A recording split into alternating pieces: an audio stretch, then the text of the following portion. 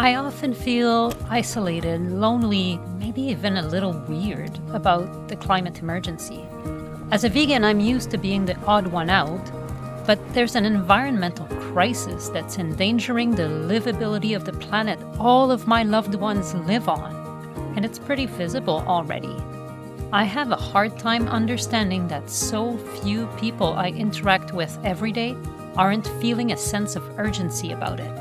How come aren't there more parents talking about their climate worries on the sidelines of soccer games?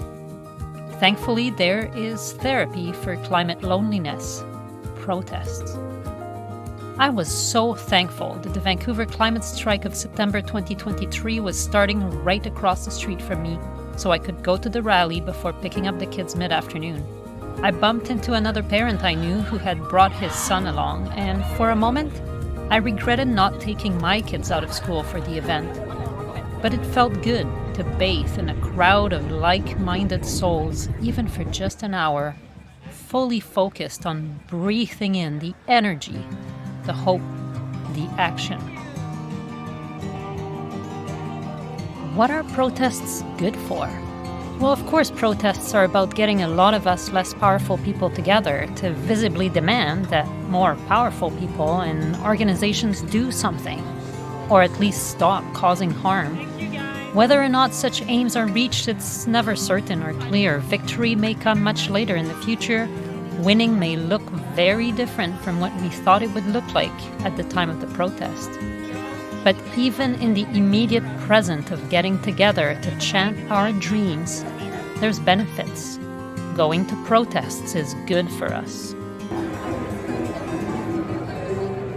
Fuels also suck. Fossil fuels. Yeah! They acknowledge unceded territory, then they do nothing about it. When I join a protest, I remember that I'm not alone with my concerns, and there is strength in numbers. I see hundreds or even thousands of people who feel strongly enough to cancel their plans for the day, disrupt their routine, and show up for a better world. I feel inspired that so many created signs and mobilized art for change. I discover new organizations I had never even heard about. I'm humbled by the hard work of the activists who made it all possible for us to come together. If so many of us did come, think of the many more for whom obstacles to civic participation got in the way.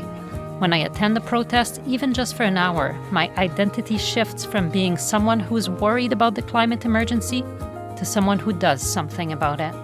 It's not going to be enough, but it is one of the right things to do.